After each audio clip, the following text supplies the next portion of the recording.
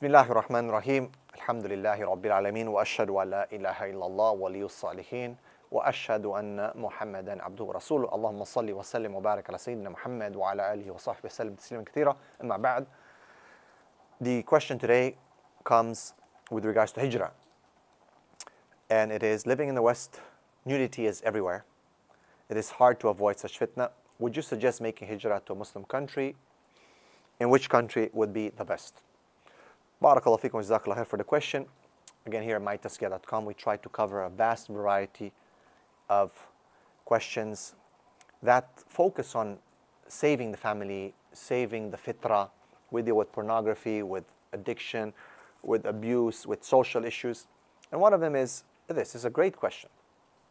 And again, if you reached this video so far, please check out the descriptions, check out the links, and support mytazkiyah.com. Share with everyone, spread the knowledge, inshallah, because we are trying to educate, and educating is cheaper than damage control and fixing things later. Let's do preemptive measures, inshallah, so our community can be a good, healthy Muslim community, inshallah. The question is difficult. I'll tell you why. Because we live in a global village, and a lot of the problems that we have in the West have bled into the Muslim countries. Porn, sexual dysfunctions, rape, homosexuality, all kinds of perversions, pedophilia, all these, alcohol, abuse, everything, riba, everything has bled into the non-Muslim countries, into the Muslim countries, sorry. So including nudity. It is in Muslim countries. I'm not going to name countries, but this is the reality. For those who have visited certain Muslim countries, you will find that it is there. I'm not going to name anyone. I'm not going to talk about who's responsible or this and that. It is just a fact. It is a reality. I've been traveling in Muslim countries for the past almost 2 decades, and I've seen it everywhere. So can I really give you an advice to which country to move? Hijra is important. A lot of people have played it down. A lot of people have justified it.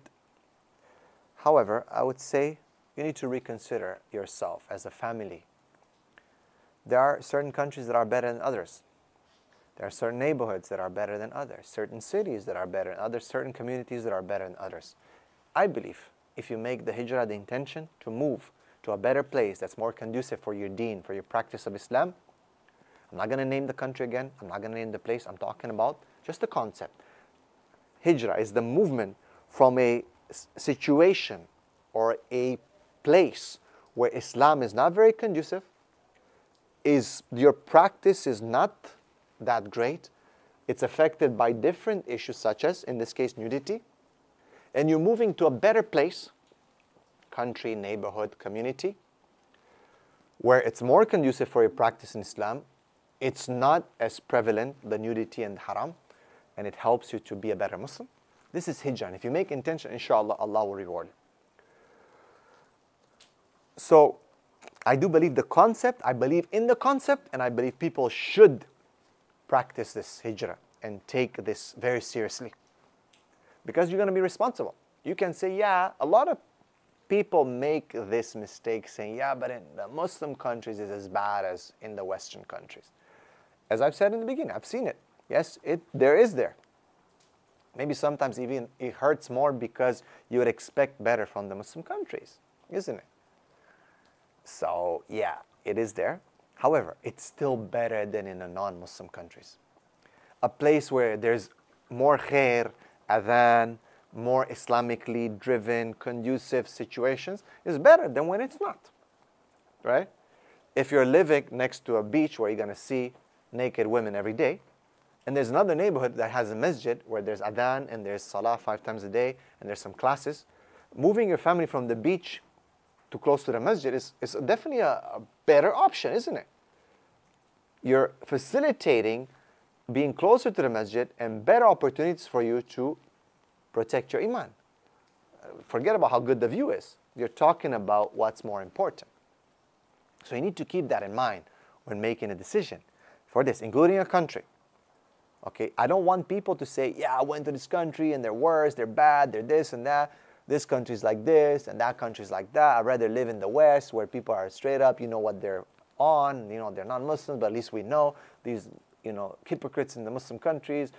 It's not like that, sorry. In the Muslim country, it's still much better than living in the West for many reasons, such as I said, the availability of the masajid, the establishment of the prayer, some knowledge seeking, mashallah, in some countries more than others, halal food, still feel like you don't have to worry about, like if you cover yourself, no one's gonna say something to you, or you feel like out of place, even if you're not from the nationality of those people.